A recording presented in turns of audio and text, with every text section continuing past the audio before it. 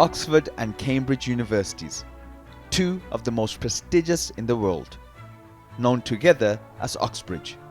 With their imposing architecture and history, everything about these places espouses exclusivity.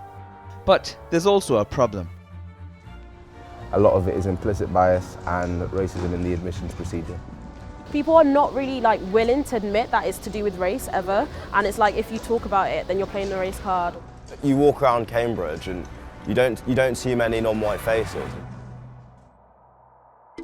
There's not enough black students being offered places at Oxford universities.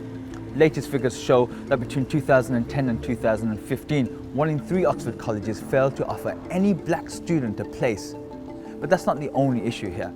Some students from minority backgrounds say that when they do manage to study here, they come across other social challenges. So you get lots of questions like, oh, do black people do X, or why do black people do this, and stuff like that. So you're like the voice of your race. I worked in a pub over the summer in Oxford, and a lady called me aside that I was serving, and she went, oh, are you from Nigeria? And I was like, my parents are, yeah, how did you know? And she goes, oh, because you guys always speak such good English. I was like, I am English. The UK is like a deeply sick place in many ways, with a long history of colonialism, and its journalism sector through to its finance sector, through to most areas of public life, through to its education system, is deeply sick. What it can't do is keep inviting in students it thinks are going to be rich in the future and give it lots of money. However, not everyone is full of criticism. People here are very kind and aware. That's my personal experience. Everyone has been very nice to me. No one has been outright racist at all, and I'm kind of glad about that, because I was hoping I'd have a positive experience so that I can go and tell others, listen, it's not as bad as you think. Oxford is a normal place.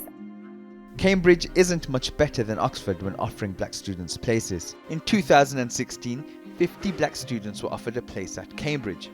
The figures show that 22% of black students who applied to Cambridge were offered a place, compared to 34.5% of white students. That's a difference of 12.3 percentage points. It's not just with students that there's an issue.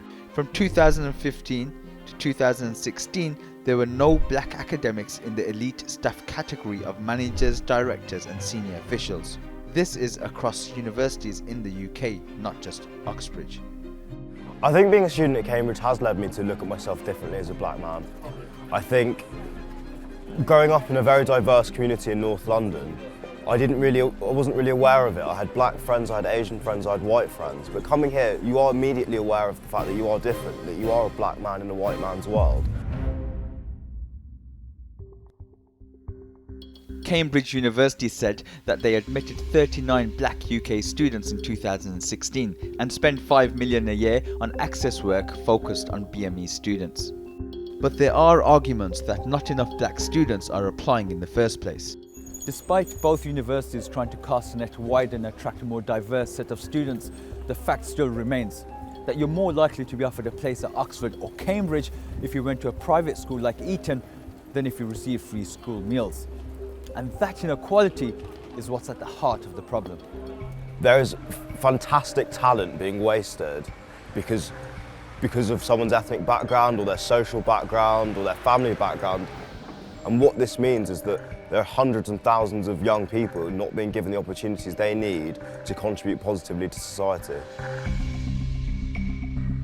These elite institutions are a reflection of British society. Politicians, civil servants and many in the media come from Oxbridge. Changing the demographics of Oxbridge means changing Britain. But what else do these institutions need to do?